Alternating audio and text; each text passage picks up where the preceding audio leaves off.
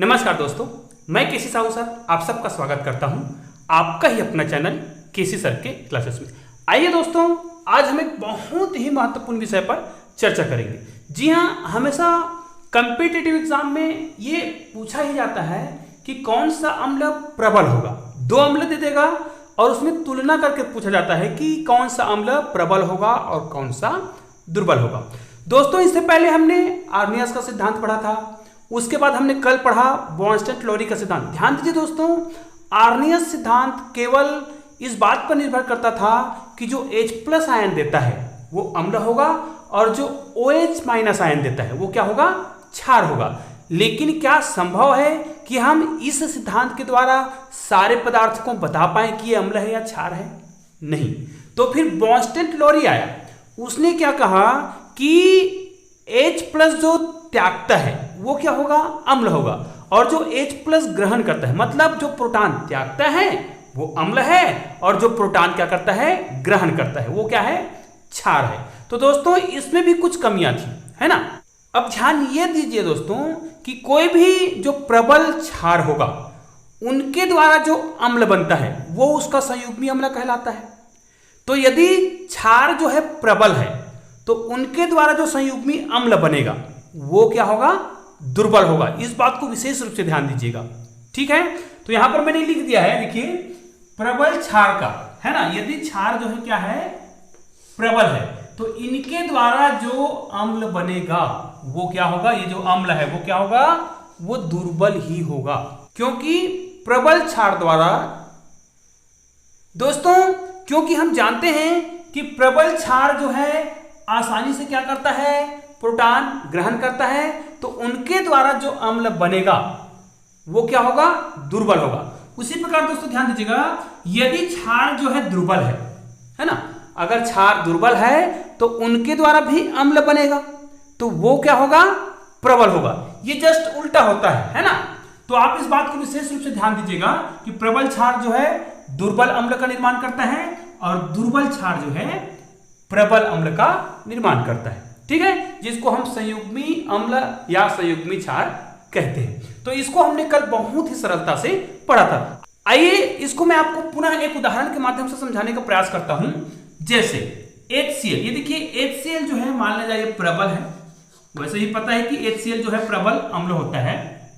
अब ये तो याद रहता ही है कि NH3 क्या है, क्षार है। अभी मैं केवल आपको बॉन्स्टेड-लोरी सिद्धांत के आधार पर समझा रहा हूं। तो HCl यदि प्रबल अम्ल है तो इनके द्वारा जो क्या बनेगा, क्षार बनेगा। अब वो कैसे क्षार बनेगा, देखो, HCl है, यहां से H+ मुक्त होगा तो ये H+ यहां पे आके जुड़ता है, तो आपको पता है, तो यहां पर क्या हो जाएगा, NH4+ आयन, ठीक है, और यहां पर हो गया क्लोरीन- आयन। यहां पर HCl द्वारा ये बना है। अब जब ये क्या था, प्रबल अम्ल था, तो ये लिखा हुआ है, जस्ट उल्टा होता है। यदि प्रबल क्षार है तो क्या बनेगा, दुर्बल अम्ल बनेगा, और यदि प्रबल अम्ल है तो दुर्बल क्षार बनेगा। अब देखो, इसको क्या कहा गया था, ये प्रबल अम्ल है, तो इनके द्वारा जो बन रहा है ये क्या कहलाएगा, ये तो क्षार कहलाएगा निश्चित रूप से। लेकिन कौन सा क्षार कहलाएगा, ये प्रबल अम्ल है तो ये कौन सा क्षार कहलाएगा, ये दुर्बल क्षार कहलाएगा, ठीक है। क्लोरीन- आयन जो है दुर्बल क्षार कहलाएगा। दोस्तों, इस सिद्धांत को आर्नियस ने नहीं बताया था क्या कि क्लोरीन- आयन अम्ल है या क्षार है? नहीं बताया था। इस सिद्धांत को किसने बताया, बॉन्स्टेड-लोरी ने बताया कि यदि कोई माइनस चार्ज है तब हम उनको बता सकते हैं कि ये अम्ल है या क्षार है। अब ये क्या कहलाएगा, फिर ये जो है ये क्या कहलाएगा, अम्ल कहलाएगा, ठीक है। यदि ये दुर्बल क्षार है तो इनके द्वारा बनने वाला जो अम्ल होगा, ये लिखा हुआ है देखो भाई, यदि प्रबल क्षार है तो क्या बनेगा, अम्ल जो है दुर्बल बनेगा, और यदि क्षार जो है क्या है, दुर्बल है, यहां पर देखिए, दुर्बल क्षार द्वारा बनने वाला जो अम्ल है वो क्या होगा, प्रबल। इसका मतलब ये वाला जो अम्ल है वो कौन सा अम्ल होगा, ये प्रबल अम्ल होगा। इस बात को विशेष रूप से ध्यान रखिएगा, ठीक है। आइए मैं आपको पुनः इस उदाहरण के माध्यम से बताने का प्रयास करता हूं। इसको हम मिटा देते हैं। अब ध्यान दीजिए दोस्तों, नीचे ये बहुत ही महत्वपूर्ण उदाहरण होता है। इसके बारे में तो ये तो जग जाहिर है ना, ये तो सब जानते हैं कि CH3COOH हमेशा क्या होता है, एक दुर्बल अम्ल है। ध्यान दीजिए दोस्तों, जो H+ त्यागता है ना, मतलब जो प्रोटॉन त्यागता है वो क्या कहलाता है, अम्ल कहलाता है। तो ये प्रोटॉन त्यागेगा, मतलब यहां से H+ निकलेगा, वो H+ को कौन ले लेगा, H2O, ठीक है। तो H2OH+ को ले लेगा, ये हो जाएगा H3O+ हो जाएगा। निश्चित रूप से जब ये अम्ल है तो फिलहाल अब ये किसके समान कार्य करेगा, क्षार के समान कार्य करेगा। अब देखो, यदि इसने क्या किया है, ग्रहण किया है, ठीक है, किसको, प्रोटॉन को, तो ये क्या कहलाएगा, क्षार कहलाएगा, ठीक है। और ये क्या कहलाएगा, अम्ल कहलाएगा। अब ये भी पता है कि ये क्या है, दुर्बल अम्ल है, तो ये है ना, ये प्रबल क्षार हो जाएगा फिलहाल। अब आगे देखो, यहां पर इनके द्वारा त्यागा गया, तो ये क्या हो जाएगा, CH3COO-।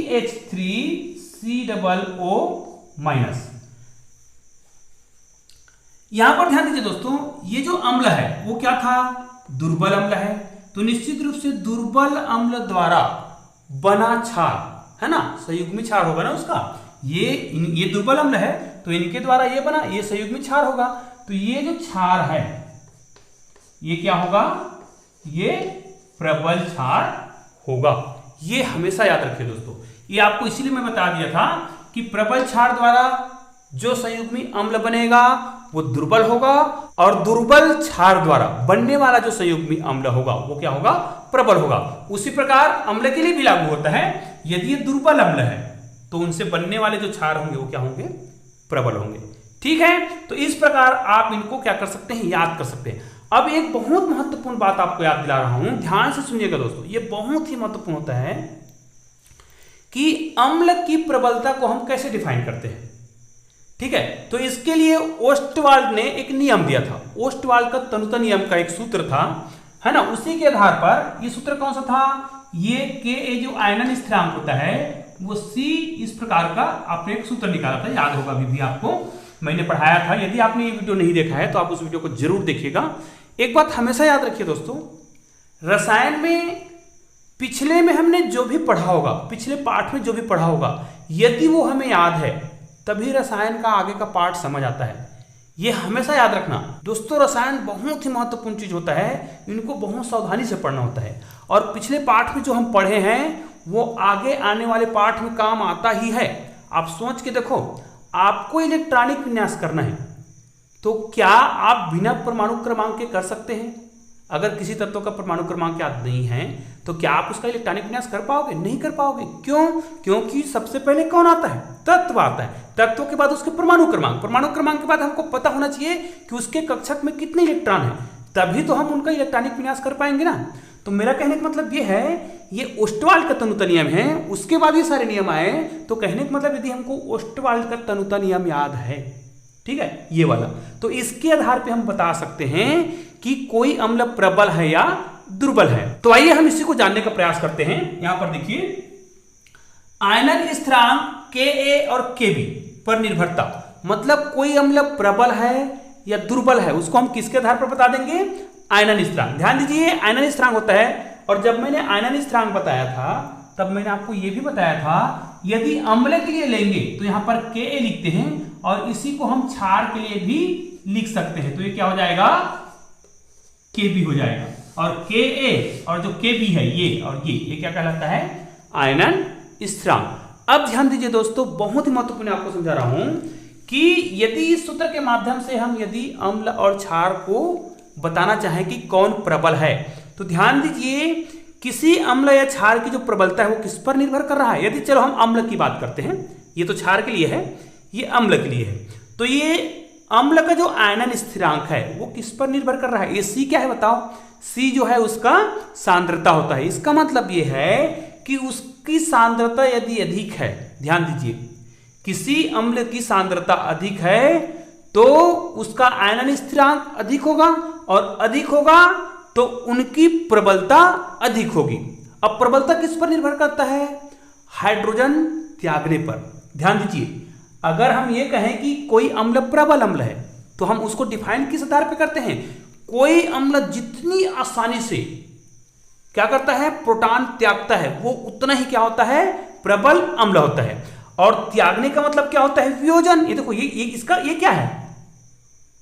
ये घुलता है ना, विलयन, विलयन में घुलता है, आयनन होता है, ये उनका आयनन स्थिरांक है। तो यदि किसी विलयन का सांद्रता अधिक है, इसका मतलब हम ये समझ जाएंगे कि वो क्या है, प्रबल अम्ल है। ध्यान दीजिएगा, ठीक है। उसी प्रकार क्षार भी देखो, क्षार का आयनन स्थिरांक है, वो भी किस पर निर्भर कर रहा है, वो भी उसकी सांद्रता पर निर्भर करता है ना। बस ध्यान ये देना है, यहां पर जो H+ है मतलब प्रोटॉन है, वो क्या करता है, जल में घुलता है और हाइड्रोनियम आयन बनाता है, ठीक है। इसमें तो इस प्रकार हम बता सकते हैं कि आयनन स्थिरांक अधिक होगा, कब, जब उनकी सांद्रता अधिक होगा, और सांद्रता अधिक होने से वह अम्ल क्या होगा, प्रबल अम्ल होगा। उसी प्रकार यदि आयनन स्थिरांक अधिक है तो इसमें भी उनकी सांद्रता का मान अधिक होगा, तो वह क्षार जो है क्या होगा, प्रबल क्षार होगा। अब ध्यान दीजिए दोस्तों, क्या हम सारे जो तत्व हैं, सारे यौगिक हैं, उनको हम केवल आर्नियस सिद्धांत या फिर बॉन्स्टन-लोरी सिद्धांत के आधार पर बता सकते हैं कि ये अम्ल प्रबल है या क्षार है, या फिर क्या हम अम्ल और क्षार की पहचान कर सकते हैं केवल इन दोनों नियमों के आधार पर? नहीं। चलो यदि हम कर सकते हैं तो क्या हम इसका, देखो यहां पर मैं लिख रखा हूं, कॉपर 2+ आयन या कोबाल्ट 3+ आयन, इनको हम कैसे बताएंगे कि ये अम्ल है या क्षार है? क्योंकि अगर हम आर्नियस सिद्धांत में जाएं तो H+ जो देता है वो क्या है, अम्ल है, और जो OH- देता है वो क्षार है। तो कॉपर क्या दे रहा है, क्या H+ देता है या OH-? ये तो कुछ भी नहीं देता है, दोनों में फेल हो गया। मतलब हम इनको नहीं बता सकते आर्नियस सिद्धांत के आधार पर, इसको भी नहीं बता सकते। चलो हम बॉन्स्टन-लोरी सिद्धांत में आते हैं।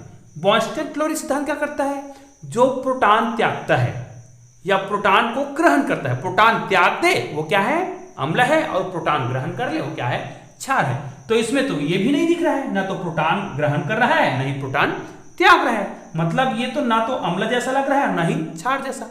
तो क्या ये अम्ल और क्षार नहीं है? है। तो हम इसको किस प्रकार परिभाषित करेंगे? क्योंकि यहां पर इस बात को विशेष रूप से याद रखिए दोस्तों, ये हमेशा पूछा जाता है।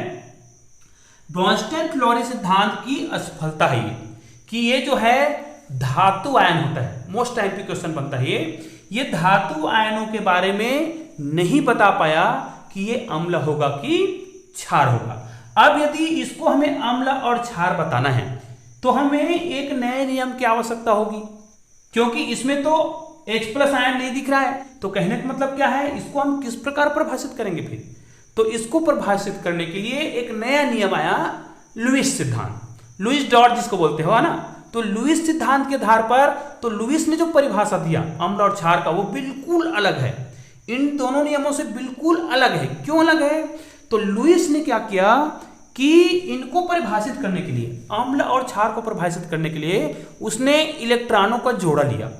तो उसने कहा जो एकाकी इलेक्ट्रॉन युग्म को क्या कर सकता है, दान कर सकता है। ध्यान दीजिए, बहुत सरलता से समझा रहा हूं।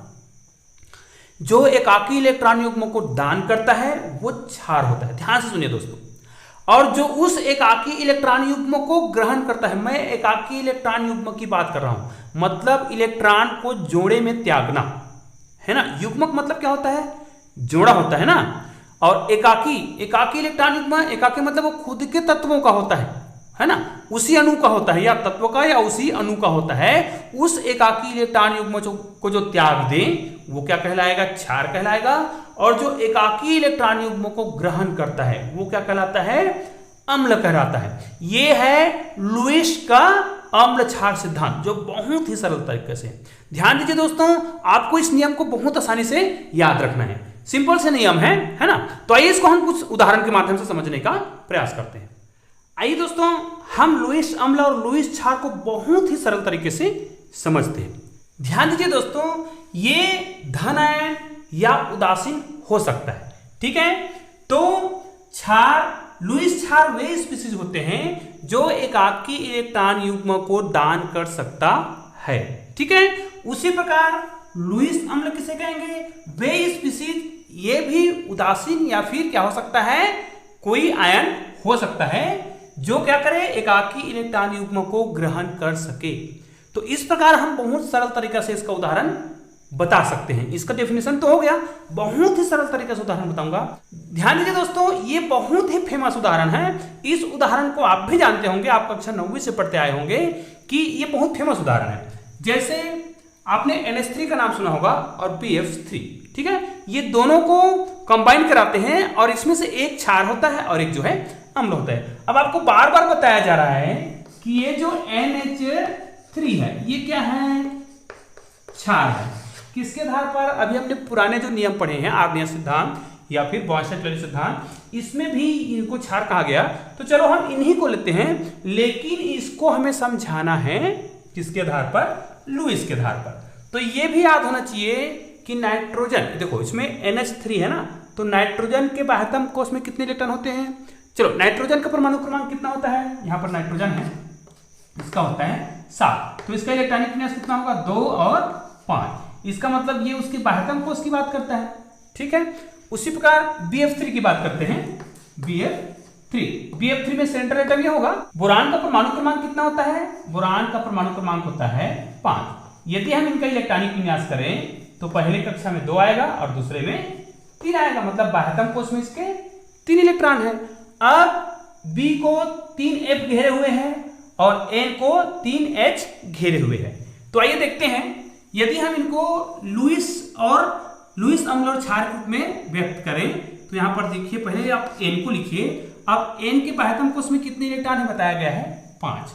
तो यहां पर मैं लिख रहा हूं, ये जो व्हाइट कलर में जो मैं निशान लगा रहा हूं ये नाइट्रोजन का है। 1 हो गया, 2 हो गया और ये 3 हो गया। तो 2 इलेक्ट्रॉन इधर कर देते हैं, ये देखो टोटल 5 इलेक्ट्रॉन हो गए, ठीक है। लेकिन नाइट्रोजन किससे जुड़ा हुआ है? 3 हाइड्रोजन से। तो आप इसको 3 हाइड्रोजन से इस प्रकार जोड़ दीजिए। यहां पर एक हाइड्रोजन जोड़ देते हैं, तो ये वाला जो इलेक्ट्रॉन दिख रहा है जिसको मैंने पिंक कलर में किया है, ये हाइड्रोजन का है। तो यहां पर भी एक और हाइड्रोजन का होगा, ठीक है। इसको यहां कर देते हैं, ठीक है। और एक यहां पर हो जाएगा, ठीक है। इसका मतलब यह है यहां पर एक हाइड्रोजन, यहां पर एक हाइड्रोजन।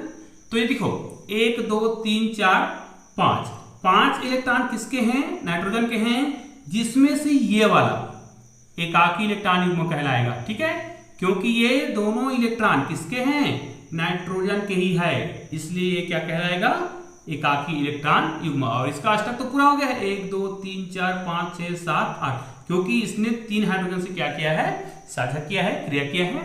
अब देखिए, मान लीजिए यहां पर हम लिखते हैं BF3।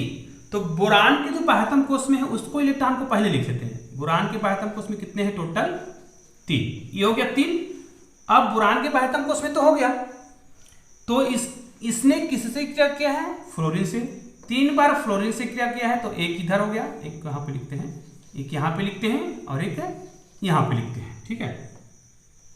अब ध्यान दीजिए, 3 इलेक्ट्रॉन तो बोरान के हैं और 3 इलेक्ट्रॉन जो है वो किसके हैं? फ्लोरीन के हैं। अब देखिए, इसका अष्टक तो पूरा हो गया है, लेकिन इसका अष्टक पूरा नहीं हुआ है। 1 2 3 4 5 और 6 ही हो रहा है। इसका मतलब यह है कि इनको 2 इलेक्ट्रॉन और चाहिए। अब ध्यान दो, वो भी 2 इलेक्ट्रॉन जोड़े में चाहिए ना उनको, एकाकी इलेक्ट्रॉन को। अब इसको 2 इलेक्ट्रॉन कौन देगा? तो 2 इलेक्ट्रॉन जो देगा उसके पास ही जाएगा क्रिया करने के लिए। तो ये जो अमोनिया होता है, इनके पास 2 एकाकी इलेक्ट्रॉन युग्म होता है, जिसको ये क्या करेगा? इनको डोनेट करेगा, है ना। तो जैसे ही इसको एकाकी इलेक्ट्रॉन युग्म डोनेट करेगा तो इनका अष्टक क्या हो जाएगा? पूरा हो जाएगा। अब ध्यान दो, एकाकी इलेक्ट्रॉन युग्मों को किसने त्यागा? इसमें लिखा हुआ है ना। लुईस क्षार, वे स्पीशीज जो एकाकी इलेक्ट्रॉन युग्मों को क्या कर सकता है? दान कर सकता है, वो क्या कहलाता है? क्षार। मतलब ये जो है लुईस के अनुसार ये क्या है? लुईस क्षार है। अब इस एकाकी इलेक्ट्रॉन युग्म को जो ग्रहण कर रहा है, कौन कर रहा है? ये ग्रहण कर रहा है, मतलब ये क्या हो जाएगा? लुईस अम्ल हो जाएगा। तो आइए इसको हम लिख के देखते हैं। यहां पर हम कर देंगे प्लस और यहां पर एक निशान, इसको मिटा देते हैं। तो इसको हमें कैसे लिखना पड़ेगा? यहां पर ध्यान दीजिएगा, N, यहां पर H, यहां पर H, यहां पर H, 1 इलेक्ट्रॉन, 2 इलेक्ट्रॉन, 3 इलेक्ट्रॉन हो गया और ये हो गया यहां पर, ठीक है। अब यहां पर लिख देते हैं बी एफ एफ और ये एफ, यहाँ पर 1 इलेक्ट्रॉन, 2 इलेक्ट्रॉन, 3 इलेक्ट्रॉन और ये जो इलेक्ट्रॉन है, ठीक है, पीले कलर का, ये देखिए।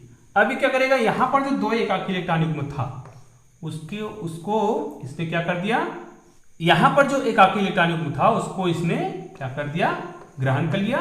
तो इसका मतलब ये है कि इस एकाकी इलेक्ट्रॉन युग्म को इसने लिया। अब देखिए इनका भी अष्टक पूरा हो गया है, 1 2 3 4 5 6 7 8, तो इसने ग्रहण किया, इसलिए क्या कहलाएगा, ये अम्ल कहलाएगा।